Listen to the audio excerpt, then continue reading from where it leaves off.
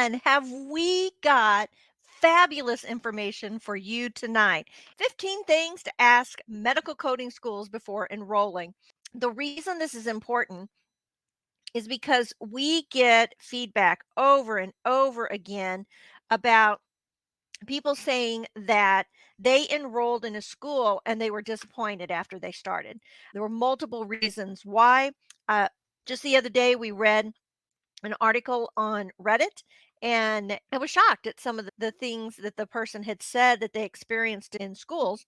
And because of that, we got to talking. I said, you know what? We need to assist people about this career, the questions that they've asked us, whether it be an organization, a brick and mortar school, or getting a personal instructor. There's so many ways to get educated out there.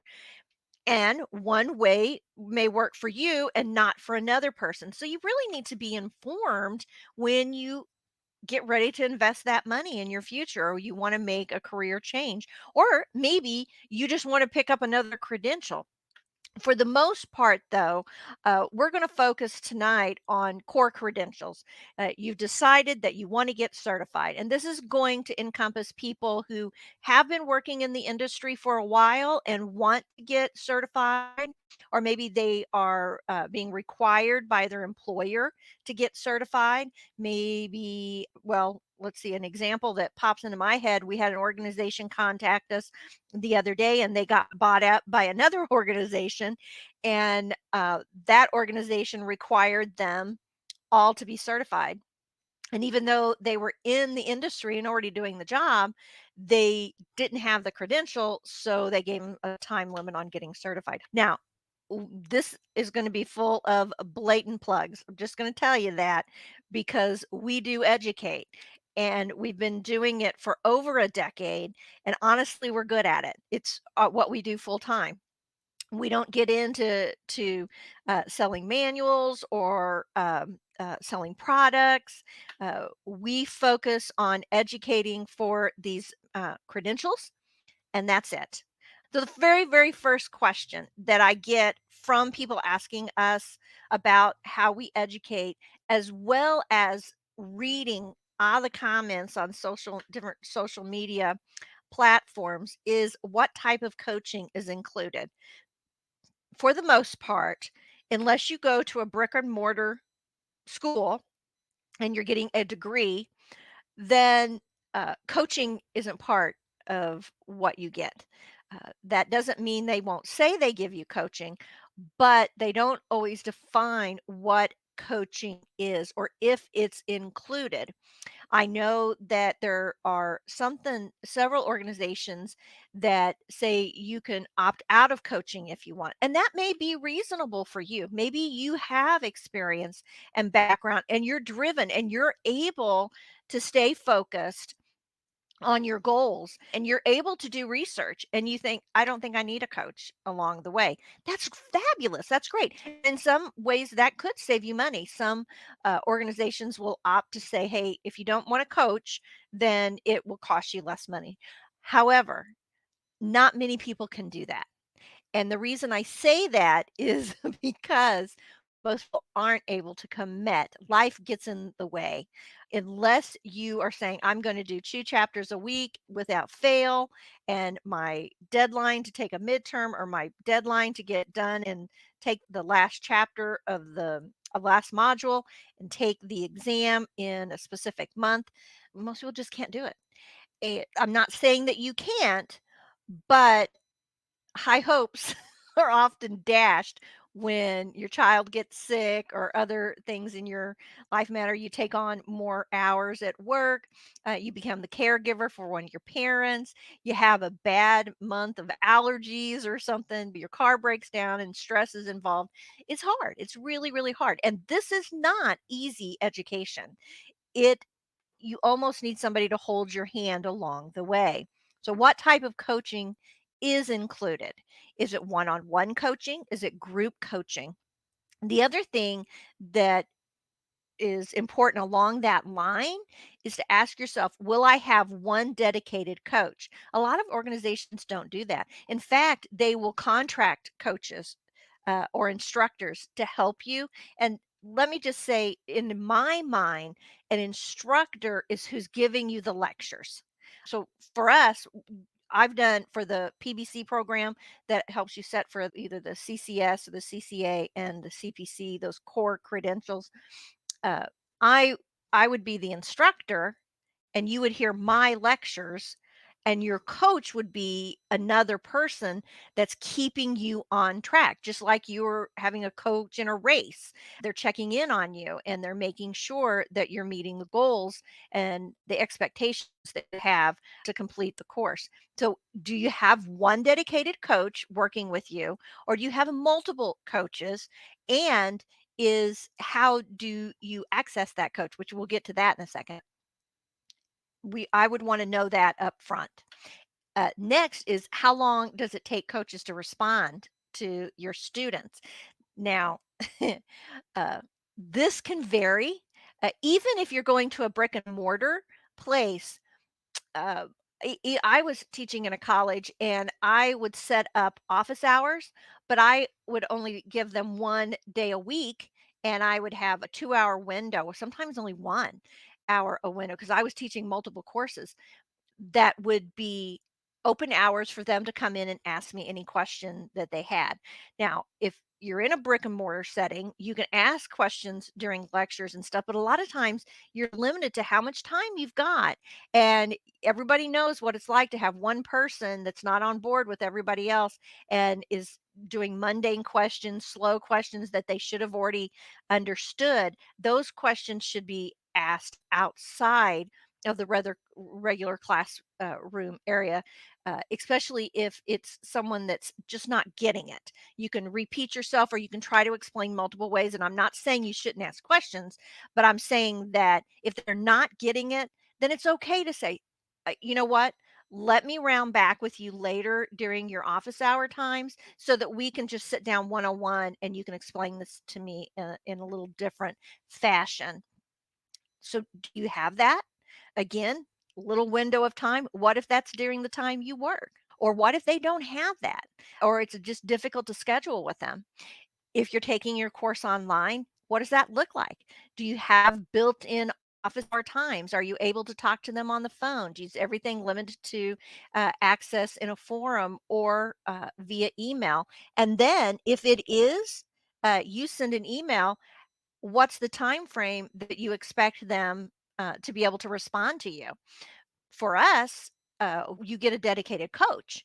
And that dedicated coach is going to give you a call in the beginning, a personal call where they learn about you and you learn a little bit about their background, what their expectations from you are, and what you should expect from them, as well as, hey, let's set up your goals right now and know that your goals can change, but let's talk about what your skill set is. What, are you starting from scratch? Is this a new job for you? Is this something you have no background in the medical field? Or have you worked as a CNA for a long time and now you want to progress and get into the more of the opposite side, the office side of what you do? Or you know somebody that is a coder that can mentor you on the side, or maybe you're working in the industry. You may not think you will have questions until you get in there and you start diving down and you think, wait a minute, this isn't real world. This is different. And why do I keep missing the answer? So again, if I send you, that coach is going to talk through that with you, set up a goal for you and say, okay, every time you do an exam, a chapter module, I'm going to respond, I'm going to look at it. And if you have questions and don't understand what you missed, then, send me a note and I'll respond to you.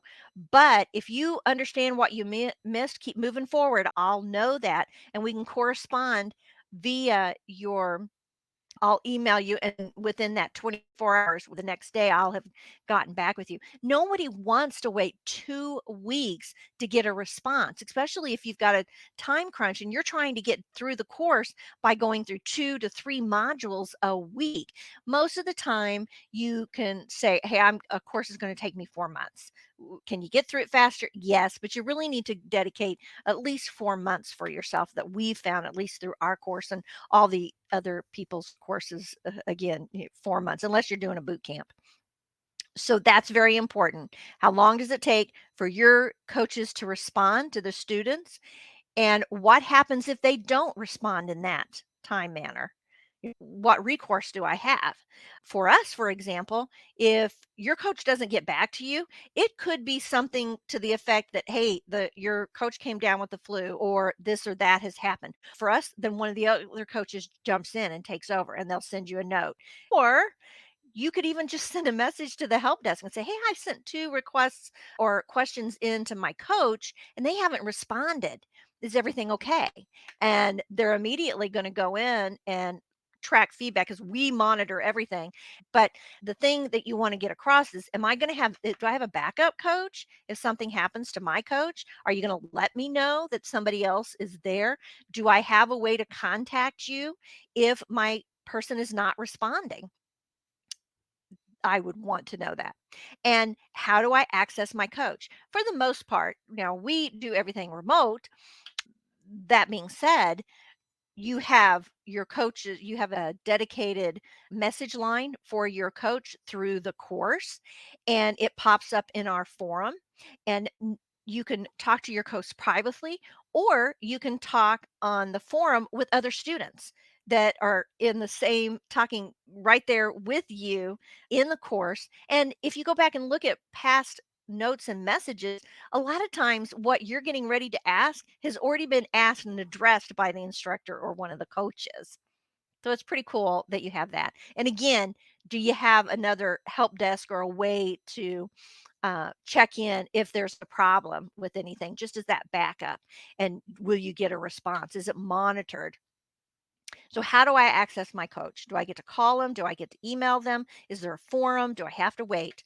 Uh, this next number 5, there's a reason I put this in here because I've talked to a lot of instructors that work for organizations, not for CCO, and they they have been pretty frustrated.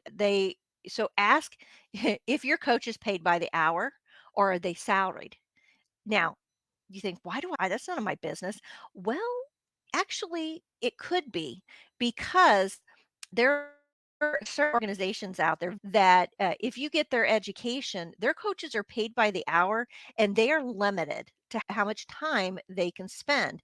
And I have been told by more than one of them that, they get in trouble. They get an email, they get a call that says, "Hey, you're spending too much time with this person."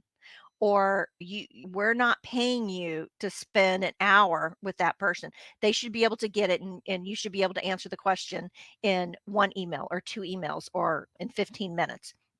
So is my coach being paid by the hour, or are they limited to the amount of time that they can dedicate to me? I would find out, is your coach free to answer questions at any time? Are they limited?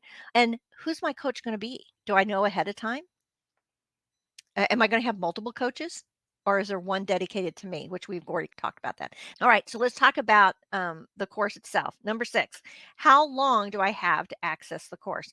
Well, sometimes it's 3 months, sometimes it's 6 months, sometimes it's 9, sometimes it's up to a year.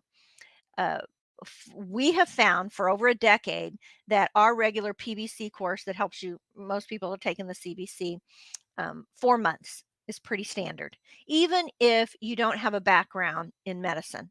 4 months. I think in the decade, over a decade that I've been working with CCO, I think 2 people have gone through the course in less than 3 months, and one fella was extremely driven. He already had multiple degrees. He wanted it for, a job that he was gonna get, and he ran through the course extremely fast. He was very articulate. He had the right questions to ask, and didn't have to, I don't wanna say he was almost a professional student. I guess that's the best way to sum it up. Uh, and our teaching style resonated with him, and he just took off and he did excellent. He came back and got more exam certifications later. Very few people are like that. So a minimum of 4 months is what you need to dedicate. That being said, are you getting 4 months at least minimum? And then do you get more? What happens if you run out of time? Is there a way to extend that time? So we give you 9 months. You should be able to get through the course in 9 months. But if you have a scenario where something happens and life happens, and it's happened with our students a lot of times, where they say, I need to take a break, then you contact us and we work out an arrangement for you.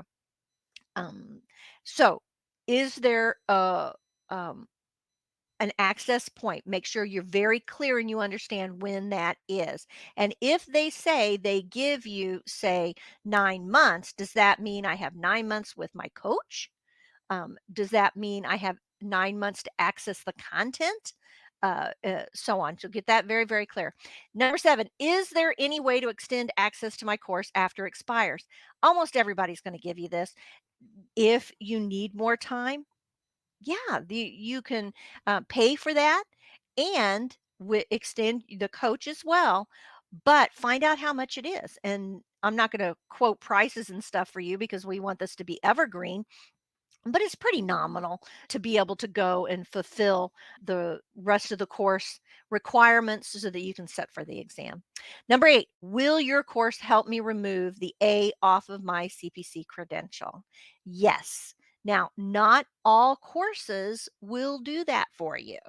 You cannot take other certification courses and expect that to take a year off your CPC credential. It has to be a course for the CPC. It has a certain number of hours that it has to be minimum. And oh gosh, off the top of my head, I want to say it's 80. And we offer that. It's in lecture hours and time invested. That takes a year off the 2 year for the A. Find out if their course has been approved to remove that A and then how they go about it. For CCO, what we do is as soon as you finish the course, your coach will be checking in on you and everything. But there's nothing wrong with going in and sending a note to the help desk and saying, hey, I completed my last module. Everything's done with my course and I am ready to, I'm done. I need my certificate stating that I've completed the course. It's got to be your 80-hour course and it's got to be pre-approved with the AAPC. So we have that relationship with them. They know what we teach. And then you get a certificate of completion. Your coach and everybody has signed off on that internally. And then you're able to submit that to the AAPC. They keep it on record and it knocks a year off of your 2 years required for the A.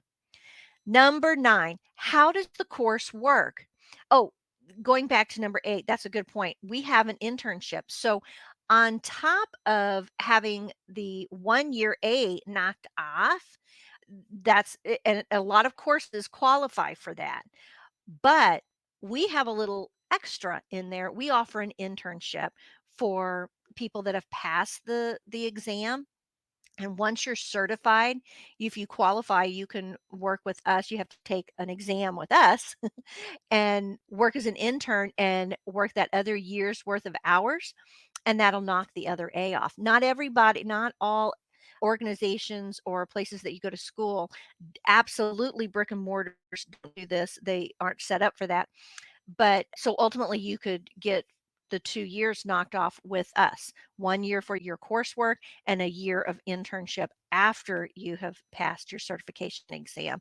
And then we can also write you a valid uh, referral letter when you're looking at a potential employer because we've actually worked with you and we know your personality and your work ethic.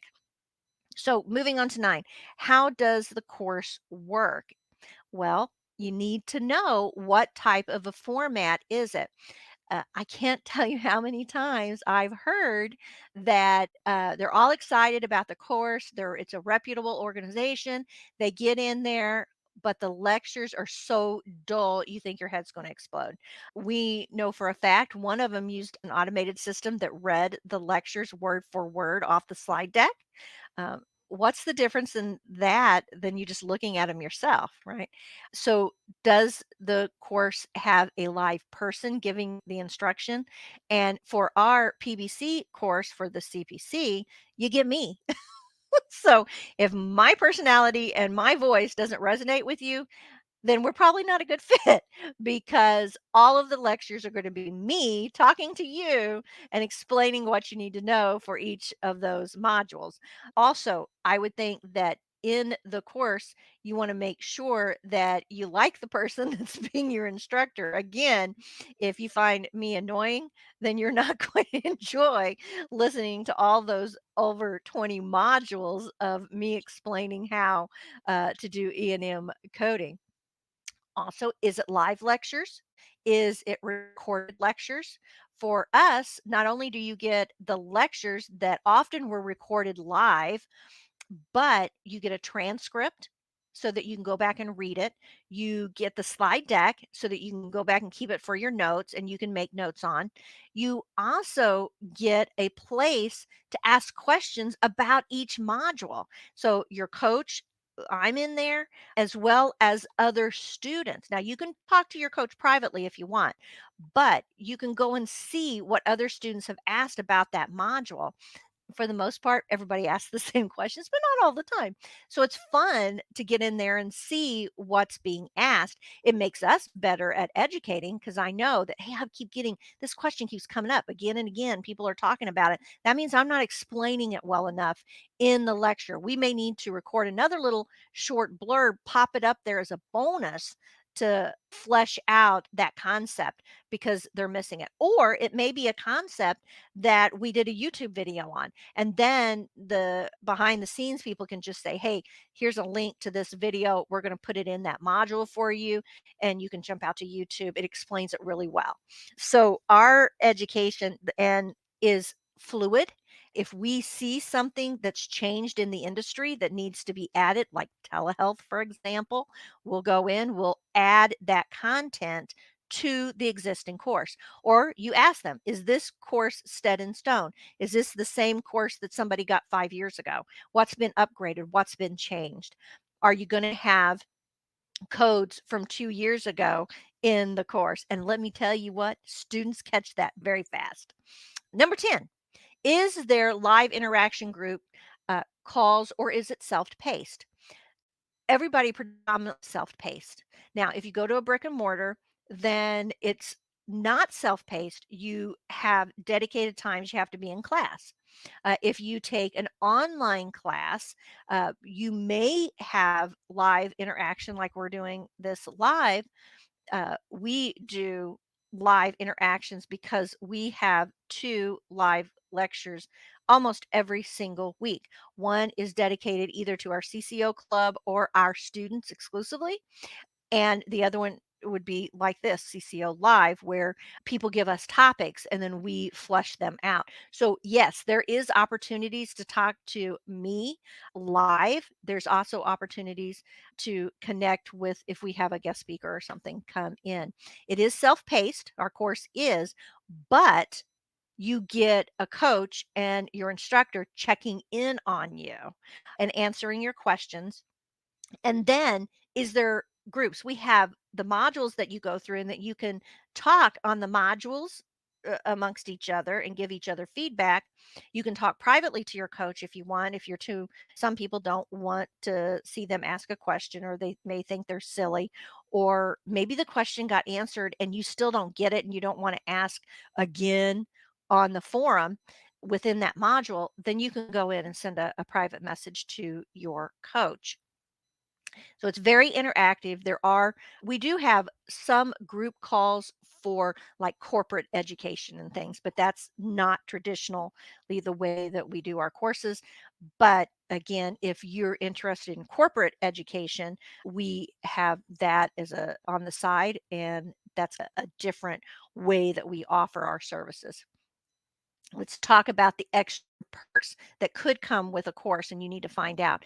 Does your course include exam prep? Most brick and mortars are not going to do this.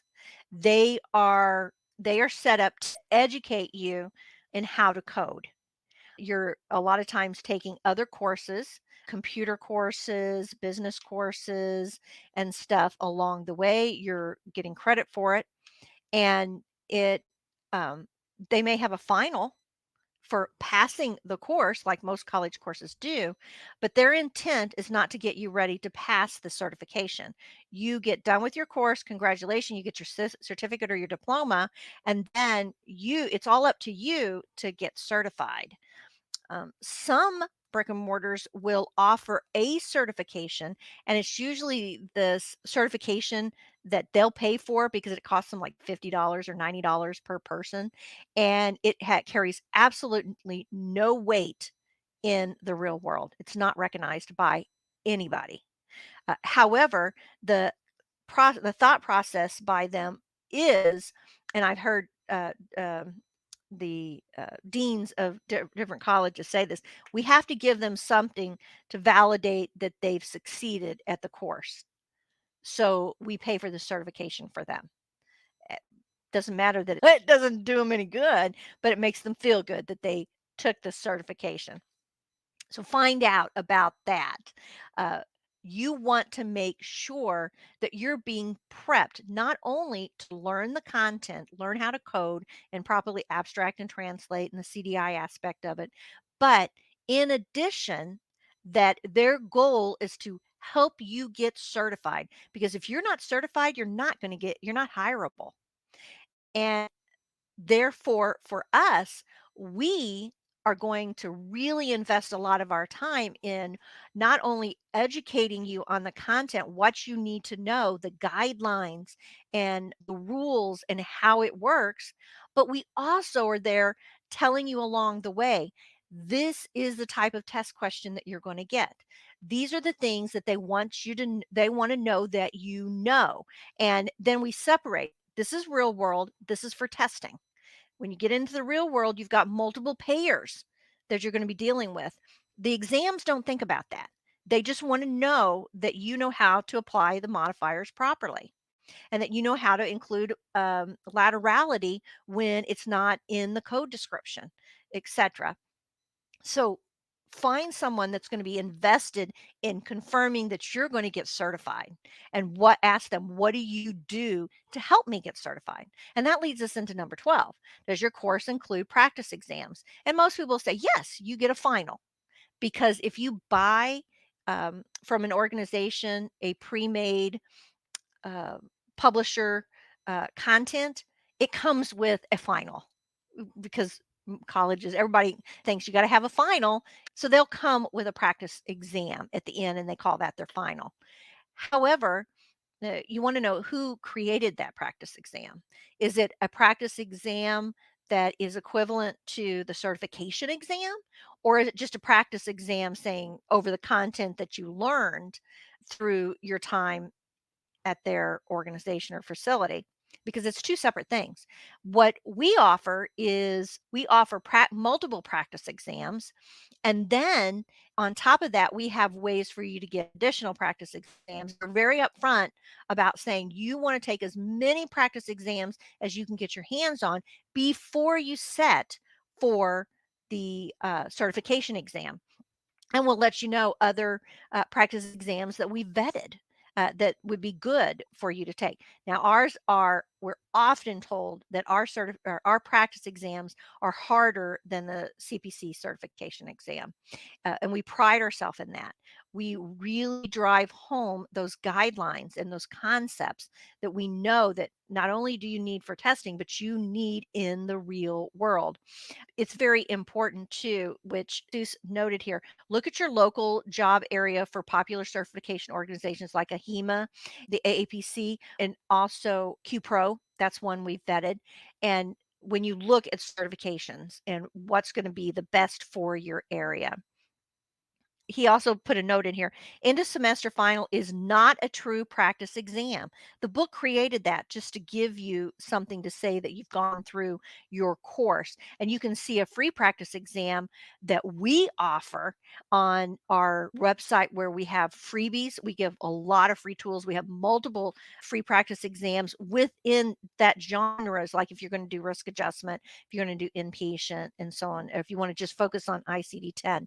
So go out there to the cco.us/freebies and take advantage of those. Now, if you look at those, then you'll know the type of exams that we write and how they are excellent both in really fine tuning your skills on the guidelines and the coding concepts, but also we give amazing rationales.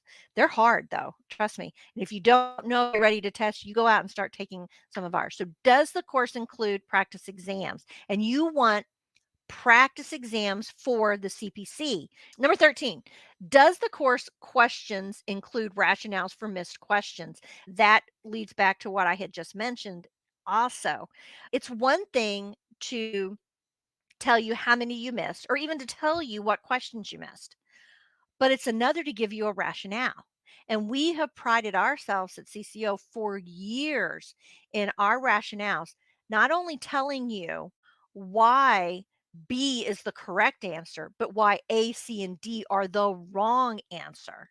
We really strive to do that for you because, first of all, when you miss it, that tells us what you were thinking. So if you picked A and the answer was B, then I can almost tell what you were thinking and why you picked A because you didn't understand this concept. And then if you read the rationale and it still doesn't make sense to you, then that's when you need to be reaching out to your coach and say, I thought the answer was A because, and then you tell them why.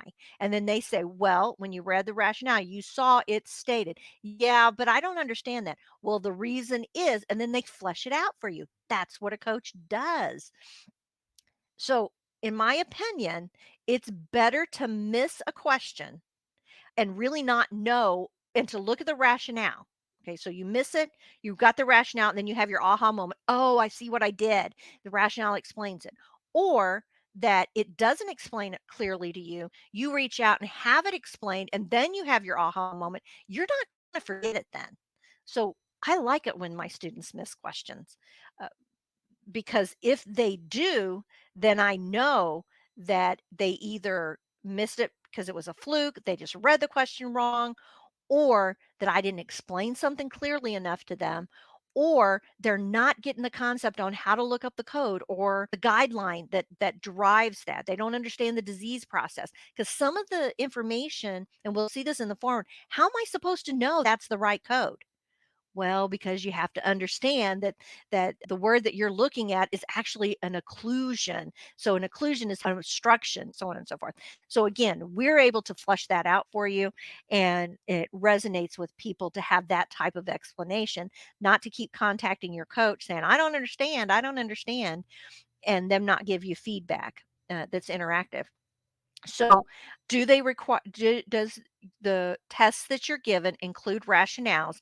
And then to be able to say, I want to see what your give me a test question and a rationale. I want to see how you work. I want to know.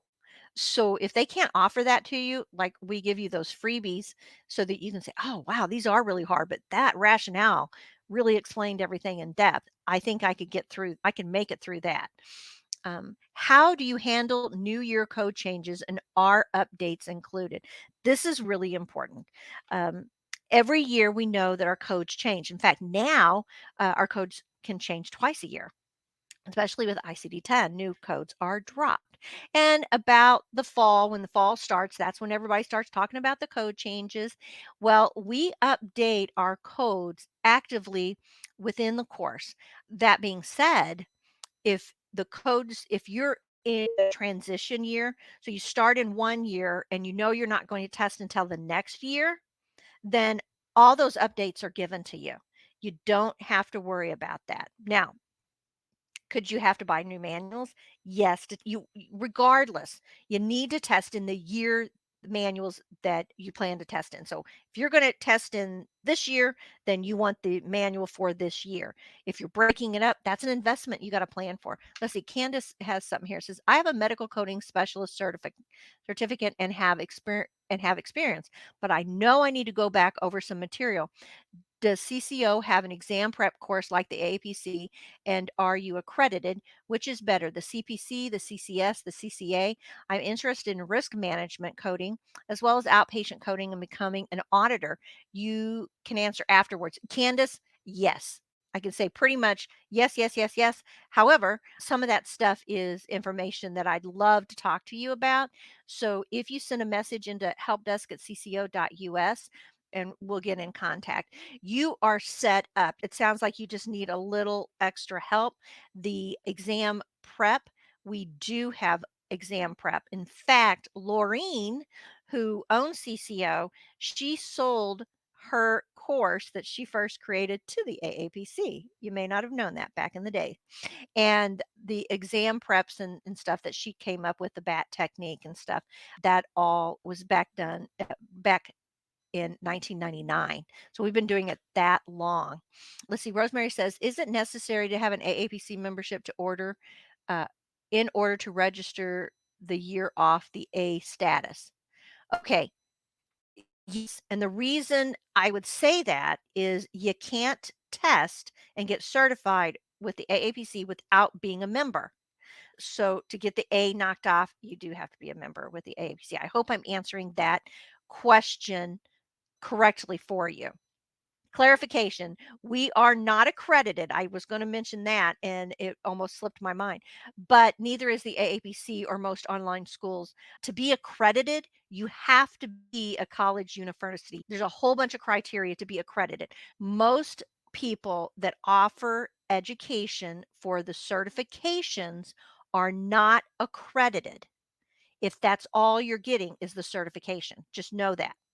So if you go to the AAPC or you go to CCO or you go to somebody else that you find online, they're not going to be accredited because they're not a college or university.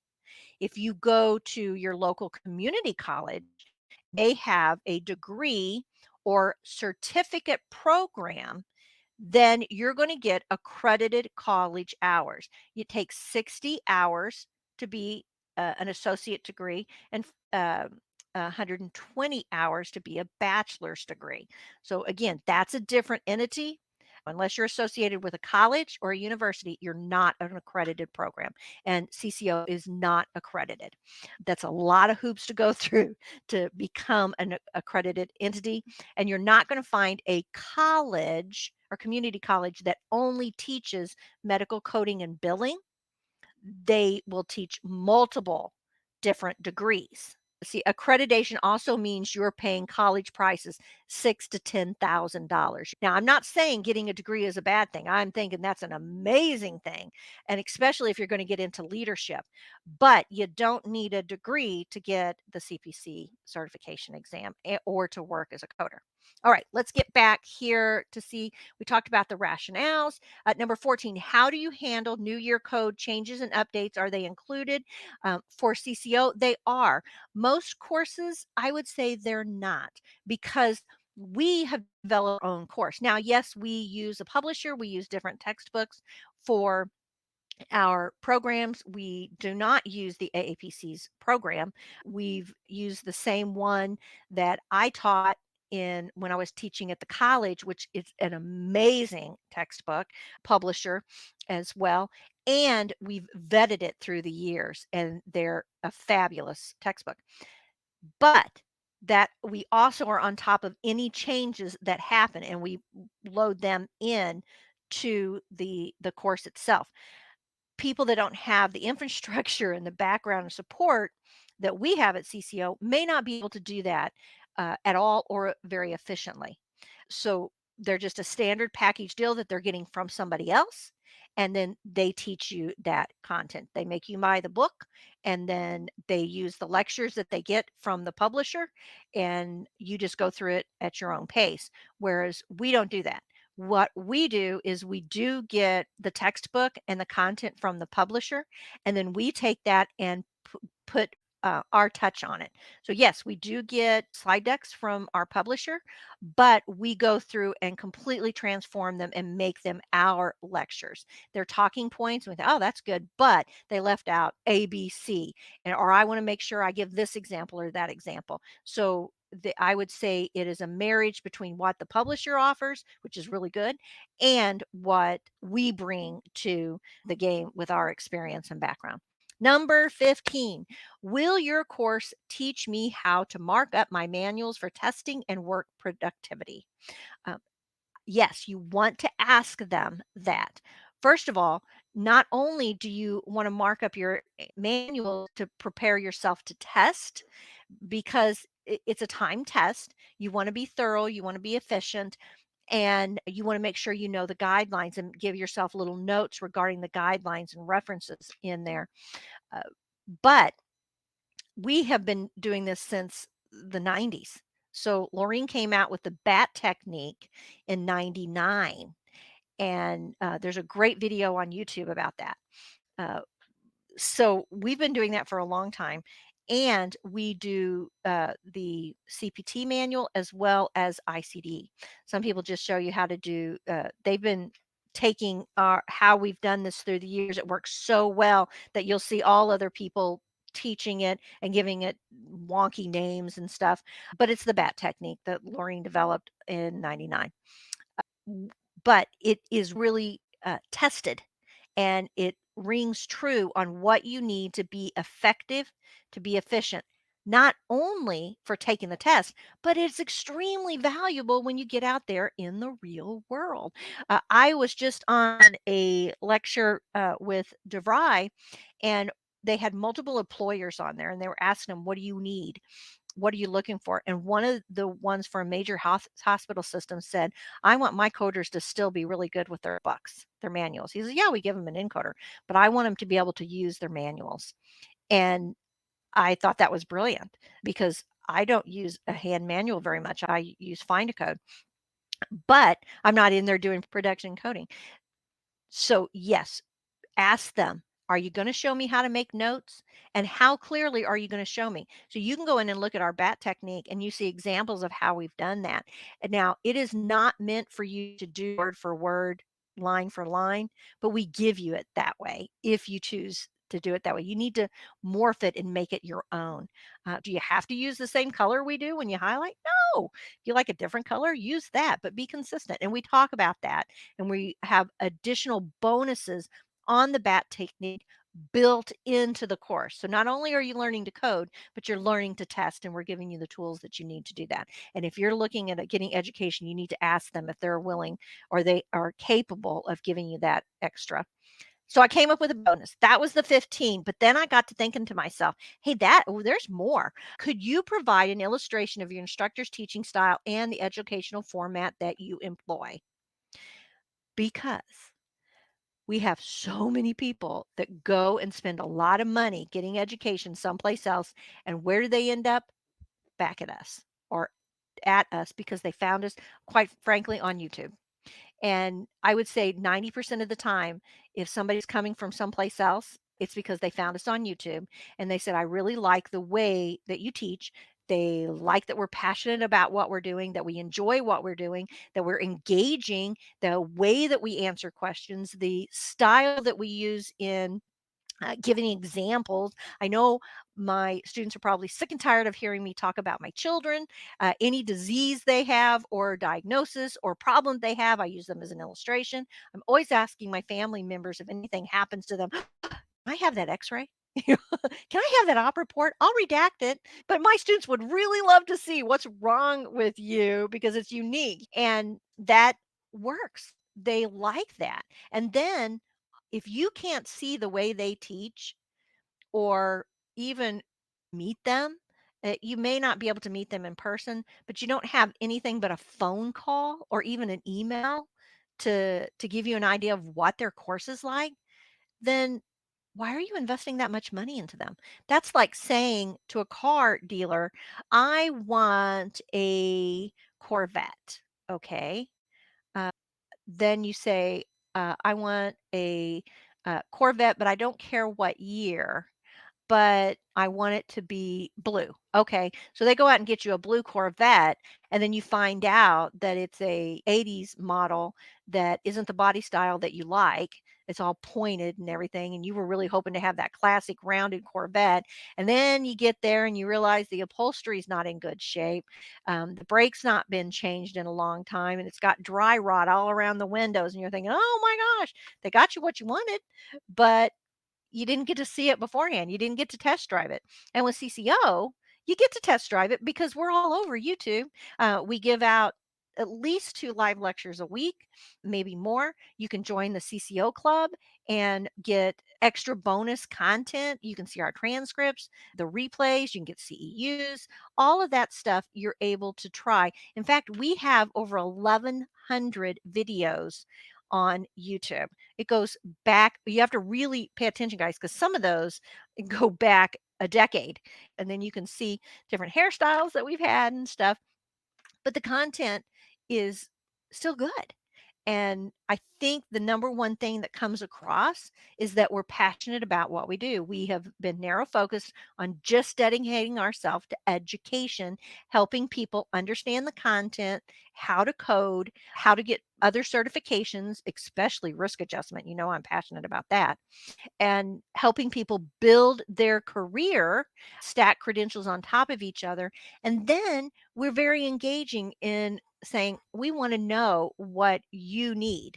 So give us that information. The way we do that, first, let me just say real quick, if you are not joining us on YouTube, it's really easy to find us. Go to youtube.com/at CCO, hit the little bell so that you're always notified when we are going to have an event.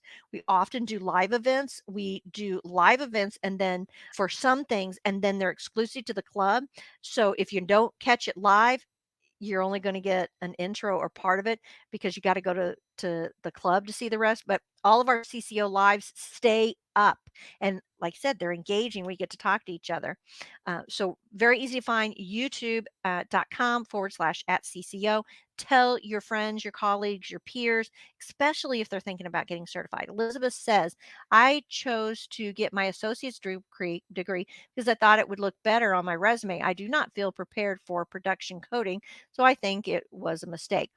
Education is never a mistake, Elizabeth. That shows that you were dedicated to do that. Absolutely, it probably did not prepare you to go out and be a production coder. Did you get certified? And if you did, then what you need is practical experience. And that's where you're going to find it, things like the CCO Club, because the CCO Club also has peers, mentors, other people that are doing production coding in there where they talk to each other, ask questions, and do scenarios. But I would advise you to connect and network with some people that are already out there in the industry and practice and also work on your resume with someone that is geared towards resumes for coders. That's going to help you as well. So check in with the CCO Club, tell us a little bit more, and we network pretty extensively. I do a lot on LinkedIn. I try to check in a couple times a week, but that's going to be helpful. Also, perfect. I almost forgot to tell you though, we have a really amazing advanced medical coding course. The link is up there on the screen. It's at the cco.us/advanced medical coding course, little hyphens between each word. That will give you the experience and the confidence to move forward. See, if I didn't have somebody to help me. Another thing that you need to ask yourself, and this is to wrap it up, if I'm going to invest this much money and time in my future, who do I want to spend it with? So, do you want to spend your time working with an organization that drones their slides and reads them word for word, that pays their coaches by the hour, and they are limited on how much time they're allowed to invest in you as their student to their frustration, and that they're doing this on the side for a little extra money? Or do you want somebody in a company, an organization that's passionate about what they do? They're focused, narrow focused on education. They don't have their finger in a lot of different pots, like selling merchandise and running a big conglomerate business. We are personal, warm and fuzzy. Lorraine likes to keep everything warm and fuzzy. And we become invested in making sure that you succeed. Do some people do it without much help? Absolutely. Do some people need a lot of hand holding? Yes. There's a lot of people like that. Um, but if you are excited and you want to succeed and you put the time in, because it's hard work, it's a hard exam, then you will succeed. You set yourself a goal, you get a coach that's going to keep you on track, especially if they haven't heard from you in a while. If you had been pumping out a module every week and then all of a sudden 2 weeks go by and you haven't done anything, they're going to reach out to you and say, "Was everything okay? What's going on?" And the fact that we have a system that lets them know. Yeah, they have a lot of students, our coaches, but they have our infrastructure is set up to say, you have 3 people that haven't done what you expected them to. You need to go out there and touch them. And so we work as a team. That all being said, consider that when you go out and you look at who you want to invest your money in, it's a lot of money to take these courses. It's not as much as a brick and mortar college course, of course. It's not a course, of course. However, it is. You got to pay for your manuals. You got to pay for your tests. You got to pay for the school. You got to take time away from other things happening in your life to be able to get through this course. All that being said, who do you wanna hear in your ear? I guess that's a good way to say it. Well, again, it's real easy to find us. We're at cco.us/PBC if you're interested in the PBC course, which sets you up for the CPC exam or the CCA exam. We can also help you get other certifications like the CRC risk adjustment, inpatient with a HEMA, CCS, or the CIC. Also, there's other things that we can teach if you don't have any medical terminology and anatomy. We have a pharmacology course, and we also have the pathophysiology course as bonus courses that will help you understand the disease process if this is new for you.